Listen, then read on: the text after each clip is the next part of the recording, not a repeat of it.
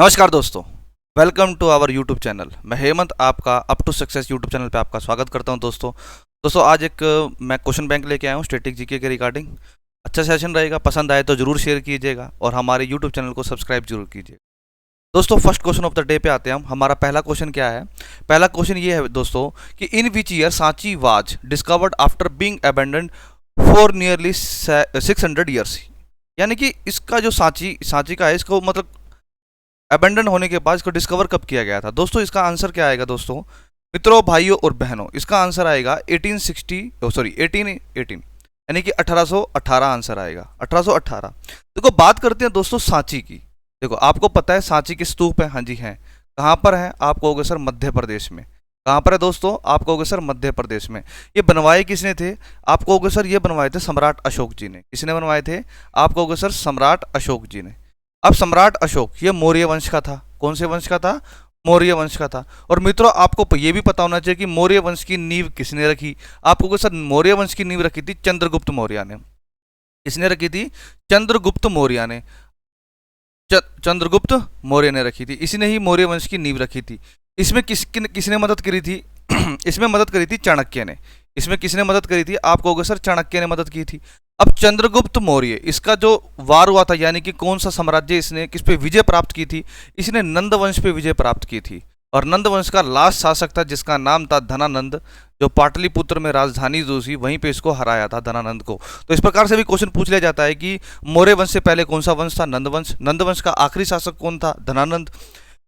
और चाणक्य जो था, चाणक्य की मदद से ही क्या था? चंद्रगुप्त गद्दी पे बैठा था। बात करते हैं अशोक की। अशोक दोस्तों इसने ही कलिंग का वार लड़ा था, यानी कलिंग युद्ध लड़ा था। आपको सब पता है कब लड़ा था? 261 बीसी में लड़ा था।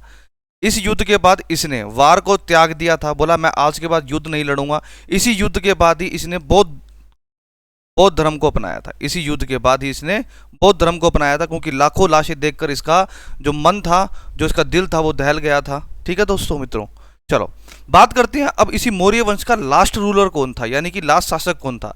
इस मौर्य वंश का लास्ट शासक था बृहद्रथ। क्या था मित्रों? बृहद्रथ इसका लास्ट रूलर था। इसकी हत्या कर दी थी किसने? पुष्यमित्र ने इसकी हत्या कर दी थी। इसकी हत्या करने के बाद इसने नए वंश की नींव रखी थी, और उस वंश का नाम क्या था? शुंग वंश। ठीक है, शुंग वंश की नींव किसने रखी थी? पुष्यमित्र ने रखी थी। तो ये सब स्टैटिक फैक्ट्स हैं, मैं आपको समझाना चाह रहा था। आई होप आपको समझ आ गए होंगे। बात करते हैं आप सांची के। आपको पता है सांची के स्तूप, ये हमारी इंडियन करेंसी है जो 200 रुपये, इस पे इनकी जो इसकी पिक्चर है वो लगी हुई है। तो ये भी पूछ लिया जाता है कि सांची के स्तूप भारतीय मुद्रा के कौन से नोट पे लगी हुई है? तो आप कहोगे सर 200 रुपये के नोट पे। ठीक है, तो इस प्रकार से स्टैटिक फैक्ट्स हैं। आते हैं अगले क्वेश्चन पे। आते हैं दोस्तों अगले क्वेश्चन पे। अगले क्वेश्चन पे चर्चा करते हैं मित्रों। अगले क्वेश्चन पे चर्चा करते हैं दोस्तों। चलो अगला क्वेश्चन क्या है? प्रसिद्ध चिकित्सक जीवक की नियुक्ति किसके दरबार में की गई थी? देखो चिकित्सक था, जीवक था, ये इसको उज्जैन भी भेजा गया था उपचार के लिए, क्योंकि बिंबिसार जो था, इसका जो दोस्त था उसको जॉन्डिस हो गया था, उसके उपचार के लिए भेजा गया था। और इसी बिंबिसार ने दोस्तों हरियंक वंश की नींव रखी थी। कौन से वंश की? हरियंक वंश की नींव रखी थी। यही बिंबिसार था दोस्तों। ये बिंबिसार जो था, इसकी 3 वाइफ थी, 3 इसकी पत्नियां थी। एक का नाम क्या था दोस्त? एक का नाम था कौशल देवी। एक का नाम था कौशल देवी। एक का नाम था मित्रों चेलना। और एक का नाम था दोस्तों खेमा। एक का नाम क्या था दोस्तों? खेमा। इंटरेस्टिंग फैक्ट अबाउट इट क्या है कि चेलना में से ही अजात शत्रु पैदा हुआ था। अजात शत्रु पैदा हुआ था चेलना में से। और यही क्या बना था? इसका सेकंड रूलर, यानी कि हरियंक वंश का दूसरा शासक कौन था? हरियंक वंश का दूसरा शासक कौन था? यानी कि इसके बाद बिंबिसार के बाद किसने गद्दी संभाली थी? इस प्रकार से भी क्वेश्चन पूछा जाता है। ठीक है, अच्छा एक क्वेश्चन मेरे को यहाँ से याद आता है कि अगर आपको पता हो तो प्लीज़ इस जो क्वेश्चन को आप कमेंट सेक्शन में जरूर आंसर दीजिएगा कि महात्मा गांधी जी जो थे, महात्मा गांधी जी किसे अजात शत्रु के नाम से मतलब संज्ञा दी थी? किसे अजात शत्रु के नाम से संज्ञा दी थी? किसको अजात शत्रु कहते थे? ये क्वेश्चन था। किसको अजात शत्रु कहते थे? ये क्वेश्चन है महात्मा गांधी। आप प्लीज कमेंट सेक्शन में इसका जवाब दीजिएगा। ठीक है दोस्तों, तो ये सब फैक्ट्स थे किसके बारे में? बिंबिसार के बारे में। इसका ही जो चिकित्सक था जीवक, इसका ही चिकित्सक था बिंबिसार का। ठीक है, चलो अगले क्वेश्चन पे आते हैं मित्रों। निम्नलिखित में से कौन सा देश सार्क का सदस्य नहीं है? सार्क का सदस्य नहीं है। देखो सार्क का गठन कब हुआ, पहली बात तो आपको ये पता होना चाहिए। सार्क का क्या, ये रहा, सार्क का गठन कब हुआ? आपको सर 1985 के अंदर इसका गठन हुआ है। ठीक है, 1985 के अंदर इसका क्या है दोस्तों, इसका गठन हुआ है। अब दोस्तों बात करते हैं इसकी फुल फॉर्म क्या है। इसकी फुल फॉर्म है दोस्तों south Asian association, south Asian association, association for regional corporation, for regional corporation, corporation. ठीक है मित्रों, जब इसकी स्थापना की गई थी कहाँ, ढाका में की गई थी, बांग्लादेश के अंदर। कहाँ स्थापना की गई थी? ढाका बांग्लादेश के अंदर इसकी स्थापना की गई थी। इसके मेंबर कौन नहीं है बेटा? इसका चाइना आंसर आएगा, चाइना नहीं है। तो कौन कौन है इसका? आप कहोगे सर इसके मेंबर है अफगानिस्तान, आप कहोगे दोस्तों अफगानिस्तान। अफगानिस्तान के अलावा और कौन सा हो जाएगा?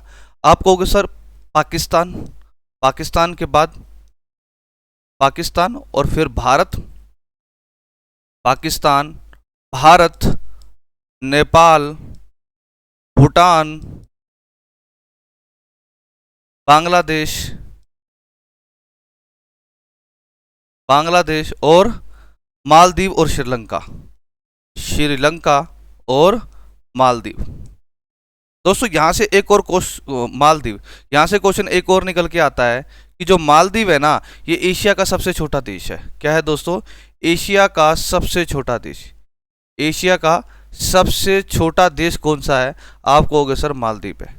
ठीक है, और एशिया का सबसे बड़ा देश कौन सा हो जाएगा? चाइना हो जाएगा। क्वेश्चन यहां से कुछ और भी बन सकते हैं, जैसे भारत और भारत की भारत की सबसे लंबी अंतरराष्ट्रीय सीमा कौन से देश के साथ लगती है? तो आंसर आएगा बांग्लादेश के साथ लगती है। कितनी? 4096 किलोमीटर। 4096 वैसे 7 किलोमीटर है, आप 4096 किलोमीटर भी बोल सकते हो। ठीक है, कितनी है? और भूटान के साथ 699 किलोमीटर है, नेपाल के साथ 1751 किलोमीटर की है, पाकिस्तान के साथ 3323 किलोमीटर की है, अफगानिस्तान के साथ आप कहोगे 106 किलोमीटर की है, और श्रीलंका के साथ जो भारत का है ये पाक स्ट्रेट यानी पाक जल संधि के द्वारा अलग होता है, पाक जल संधि के द्वारा अलग होता है। ठीक है, श्रीलंका के बारे में आप ये कह सकते हैं इसको रत्नों का द्वीप भी कहा जाता है, नारियल आकृति वाला देश भी कहा जाता है। श्रीलंका की राजधानी जयवर्धने है, इसका सबसे बड़ा नगर कोलंबो है। और क्या बताओगे, श्रीलंका की सबसे जो लंबी और पवित्र नदी है महावेली गंगा है। चलो अगले क्वेश्चन पे आते हैं दोस्तों। निम्नलिखित में से कौन सा भारत के आर्थिक सर्वेक्षण को प्रकाशित करता है? यानी कि ये इंग्लिश में पढ़ो एक क्वेश्चन, अगर आपको हिंदी में समझ ना आया हो तो who among the following publish the economic survey, ये बात करता है, ये इकोनॉमिक सर्वे यानी कि आर्थिक सर्वेक्षण की बात करता है। तो ये आर्थिक सर्वेक्षण है दोस्तों फाइनेंस मिनिस्ट्री करती है। कौन करती है? मिनिस्ट्री ऑफ फाइनेंस यानी कि वित्त मंत्रालय करता है, वित्त मंत्रालय करता है। क्लियर है? चलो अगले क्वेश्चन पे आ जाओ दोस्तों। अच्छा यहाँ से क्वेश्चन और बन सकता है कि हमारी जो मौद्रिक नीतियां होती हैं, ठीक है, कौन सी मौद्रिक नीतियां यानी कि मॉनेटरी पॉलिसी जो होती है वो कौन बनाता है? वो आरबीआई बनाता है। वो कौन बनाता है? आरबीआई। अगर पूछ ले फिस्कल पॉलिसी कौन बनाता है, फिस्कल पॉलिसी कौन बनाता है, तो आपका आएगा केंद्र सरकार, केंद्र सरकार बनाएगी। ठीक है, ये भी आप याद रखिएगा, ये भी क्वेश्चन पूछ ले जाते हैं। चलिए आइए अगले क्वेश्चन को देखते हैं। अगला क्वेश्चन क्या है? टैगलाइन है बेटा कौन सी? Do no evil, do no evil is owned by, यानी कि इस टैगलाइन पे किसका अधिकार है, ये क्वेश्चन है। तो ऑप्शन क्या है दोस्तों? याहू, बिंग, गूगल या स्टार्ट पेज, ये हमारे ऑप्शन है। तो दोस्तों इसका आंसर आएगा आपका गूगल, गूगल आएगा। गूगल, गूगल की बात करते हैं, इसकी स्थापना 4 सितंबर 1998 के अंदर हुई थी। कहां पर हुई थी? कैलिफोर्निया में। कहां पर हुई थी दोस्तों? कैलिफोर्निया में हुई थी। कैलिफोर्निया कहां पर है? यूएसए के अंदर है। ठीक है, गूगल का हेडक्वार्टर भी यहीं पे ही है। और बात करते हैं गूगल, इसका आज के टाइम पे सीईओ कौन है? इसका सीईओ है दोस्तों सुंदर पिचाई, ये भारतीय है, सुंदर पिचाई। बात करते हैं कैलिफोर्निया, इसको डेथ वैली भी कहा जाता है क्योंकि यहाँ पर हाई टेम्परेचर रहता है, इसलिए इसे क्या कहा जाता है? डेथ वैली भी कहा जाता है। ठीक है, इसको डेथ वैली भी इसलिए कहा जाता है। यूएसए की बात करते हैं दोस्तों, यूएसए की बात करते हैं तो यूएसए की राजधानी का नाम क्या है दोस्तों? आप कहोगे सर वाशिंगटन डीसी। बात करते हैं वाशिंगटन डीसी। ठीक है, वाशिंगटन डीसी की बात करते हैं तो ये यूएसए की राजधानी है। बेटा ये पोटोमैक नदी के किनारे बसा हुआ शहर है, पोटोमैक नदी के किनारे बसा हुआ नगर है। आपको एक बात बता देते हैं, और आपको एक बात बता देते हैं, आपको एक बात बता देते हैं यहाँ से कि वाशिंगटन डीसी, इसी के अंदर ही दोस्तों आपका वर्ल्ड बैंक और आईएमएफ का हेडक्वार्टर है। वर्ल्ड बैंक और आईएमएफ का हेडक्वार्टर है। वर्ल्ड बैंक बना था दोस्तों 1944 के अंदर, और IMF कब बना था आप कहोगे सर 1945 के अंदर।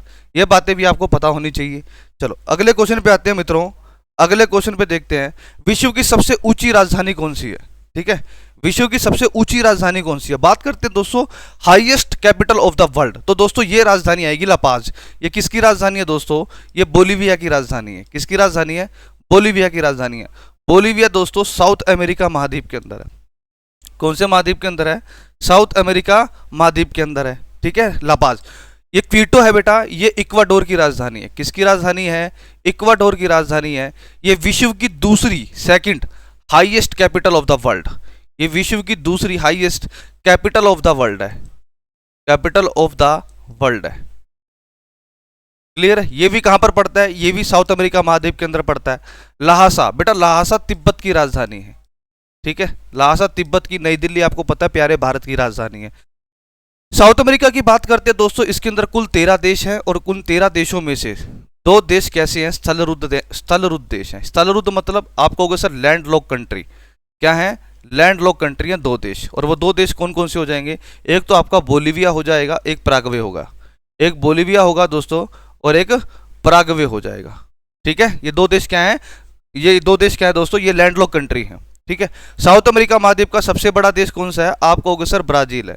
इस महाद्वीप का सबसे बड़ा देश कौन सा है? ब्राजील है। इस महाद्वीप का दूसरा सबसे बड़ा देश कौन सा है? आप कहोगे सर अर्जेंटीना है। इस महाद्वीप का दूसरा सबसे बड़ा देश कौन सा हो जाएगा? आप कहोगे सर अर्जेंटीना हो जाएगा। Do you get my point और नॉट? ठीक है, तो ये सब फैक्ट्स है, इसके बारे में आपको पता होना चाहिए। साउथ अमेरिका की सबसे ऊंची चोटी कौन सी है? आप मुझे ये कमेंट सेक्शन में कमेंट करके बताओगे। हाईएस्ट पीक, इसकी हाईएस्ट पीक कौन सी है? आप मुझे कमेंट सेक्शन में बताओगे। और इसी जो हाईएस्ट पीक जो है ये एंडीज माउंटेन के अंतर्गत आती है। कौन से माउंटेन में? Andes mountain. ये विश्व का सबसे लंबा पर्वत है, जिसकी 4200 किलोमीटर लंबाई है। विश्व का सबसे लंबा पर्वत है, उसी के अंदर ये पीक पड़ती है। क्लियर है? चलो आगे बात करते हैं दोस्तों, अगले क्वेश्चन पे आ जाते हैं हम। अगला क्वेश्चन देखो, विश्व का सबसे ज्यादा ऊंचाई पर स्थित ज्वालामुखी कौन सा है? ये बात कर रहा है दोस्तों विश्व के सबसे ज्यादा ऊंचाई पर स्थित की बात कर रहा है। तो दोस्तों इसका आपका आंसर आना चाहिए ओजस डेल सेलाडो। ये कहां पर पड़ता है? ओजस डेल सेलाडो ये अर्जेंटीना के अंदर पड़ता है। कहां पड़ता है? अर्जेंटीना। अभी बताया अर्जेंटीना है ना, साउथ अमेरिका महाद्वीप के अंदर दूसरा सबसे बड़ा देश है। इसी अर्जेंटीना देश के अंदर पंपास ग्रासलैंड पाए जाते हैं। क्या पाए जाते हैं? पंपास ग्रासलैंड पाए जाते हैं। क्या पाए जाते हैं? पंपास ग्रासलैंड पाए जाते हैं साउथ अमेरिका महाद्वीप के अंदर। माउंट कोटोपेक्सी ये क्या है बेटा? विश्व का सबसे ऊंचा सक्रिय ज्वालामुखी है, जो कि इक्वाडोर के अंदर है। कहां पर है? इक्वाडोर के अंदर है। बेटा फर्क है इन 2 शब्दों में, ध्यान दीजिएगा। जो ये आपका माउंट कोटोपेक्सी है, ये विश्व का सबसे ऊंचा सक्रिय ज्वालामुखी है। और जो ये है ना ओजस डेल सेलाडो, ये विश्व का सबसे ज्यादा ऊंचाई पर स्थित सक्रिय ज्वालामुखी है। समझ गए ये डिफरेंस? इसके मेजर डिफरेंस क्या है? माउंट किलायू बेटा, माउंट किलायू पड़ता है हवाई द्वीप पर। कहां पड़ता है? हवाई द्वीप। और हवाई द्वीप कहां पर है मित्रों? आप कहोगे सर ये यूएसए के अंदर है। और इसके बारे में क्या इंपॉर्टेंट है? ये विश्व का सबसे सक्रिय ज्वालामुखी। ये क्या है? विश्व का सबसे ज्यादा सक्रिय ज्वालामुखी। विश्व का सबसे ज्यादा सक्रिय ज्वालामुखी यानी कि एक्टिव वोल्केनो है। आई होप आपको समझ आ रहे होंगे मित्रों। चैनल को जरूर सब्सक्राइब कीजिएगा और शेयर कीजिएगा। ठीक है, चलो आगे आओ। माउंट चिम्बर आ जाओ। ये कहां पड़ता है? ये भी इक्वाडोर के अंदर पड़ता है। कहां पड़ता है? इक्वाडोर के अंदर पड़ता है। और इसके बारे में क्या है?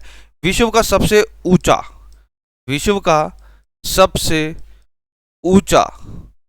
प्रसुप्त ज्वालामुखी है दोस्तों। क्या है ये? विश्व का सबसे ऊंचा प्रसुप्त ज्वालामुखी है। Do you get my point मित्रों? क्लियर है ना? चलो आगे बढ़े, अगले क्वेश्चन पे आ जाओ। स्वतंत्र भारत के आरबीआई के गवर्नर कौन थे? बेटा आरबीआई का गठन कब हुआ था? आप कहोगे सर 1935 में हुआ था, यंग हिल्टन कमीशन की रिकमेंडेशन के तहत। इसका जो पहला गवर्नर था, फर्स्ट गवर्नर कौन था? आप कहोगे सर इसके पहले गवर्नर थे ओसबोर्न स्मिथ।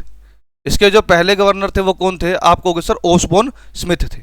ठीक है, और इसके पहले भारतीय गवर्नर कौन थे? आप कहोगे सर सीडी देशमुख थे।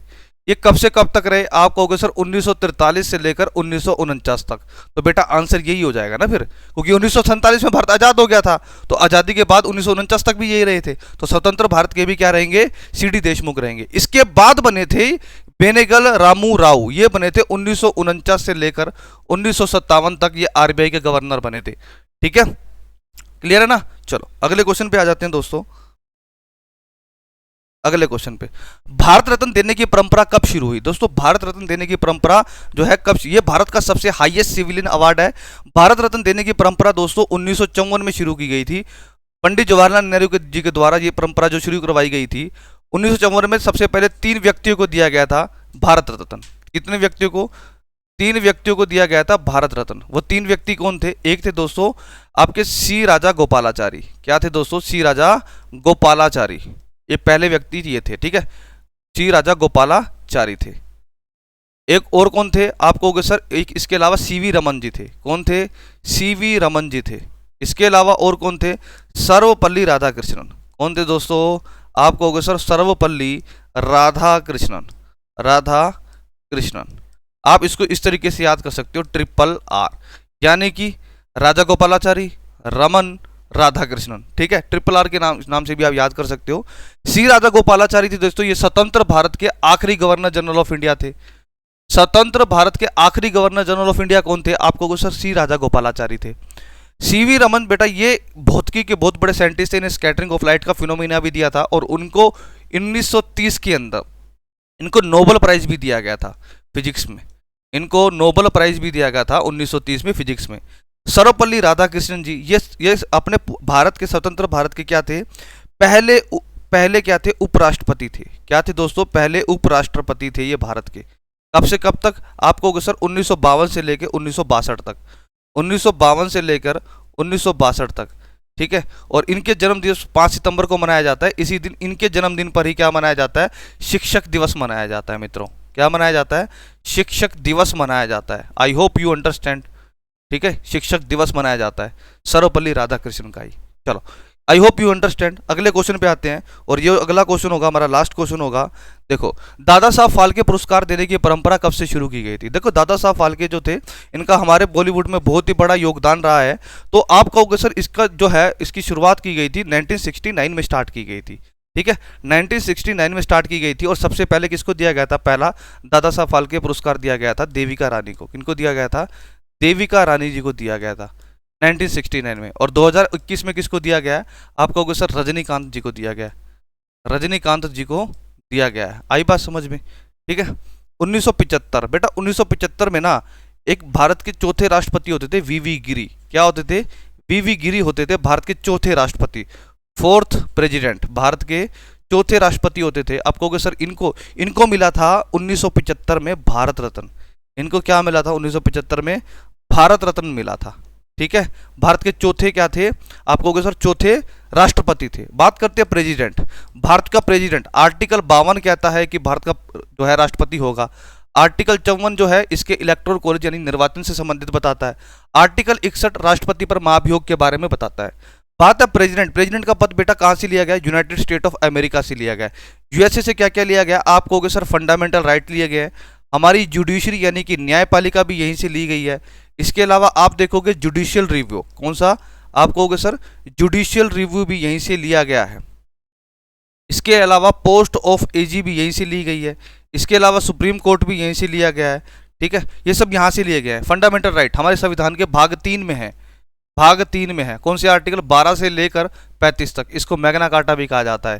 ठीक है, और क्वेश्चन मेरा ये है कि हमारे संविधान के अंदर राष्ट्रीय आपातकाल का वर्णन है? बिल्कुल है। राष्ट्रीय आपातकाल के समय में क्या होता है? हमारे जो फंडामेंटल राइट है उसको मतलब वो उन पे रोक लग जाती है, परंतु सिर्फ 2 आर्टिकल को छोड़कर, आर्टिकल 20 और आर्टिकल 21 को छोड़कर। और ये मुझे मेरा क्वेश्चन ये है कि ये आर्टिकल 20 और 21 एक्सेप्शनल जो थे, ये कौन सी कॉन्स्टिट्यूशनल अमेंडमेंट के अंदर एक्सेप्शनल किए गए थे? ठीक है दोस्तों, तो ये मेरा प्यारा सा सेशन था। आप मेरे सेशन को जितना मैक्सिमम हो सके आप इसको शेयर कीजिए। ये इसकी आंसर की है। आपको इसकी जो पीडीएफ है दोस्तों, आपको इसकी पीडीएफ मिलेगी स्टडी मंत्रा के टेलीग्राम चैनल या फिर मेरे Telegram channel geography by Hemant Rajput sir. ठीक है, यहाँ पर लिखा भी हुआ है चैनल का नाम, geography by Hemant Rajput sir, geography by Hemant Rajput sir. और anybody who want to be prepare about CET exam, अगर कोई भी बच्चा सीईटी एग्जाम की प्रिपरेशन करना चाहता है तो करंटली स्टडी मंत्रा एजुकेशन पर, now currently I am teaching in Study Mantra, तो स्टडी मंत्रा एजुकेशन ऐप आप डाउनलोड कीजिए वहाँ पर। अभी हमारा बैच नंबर 13 चल रहा है दोस्तों, ठीक है, बैच नंबर 13 चल रहा है, 50% ऑफ है।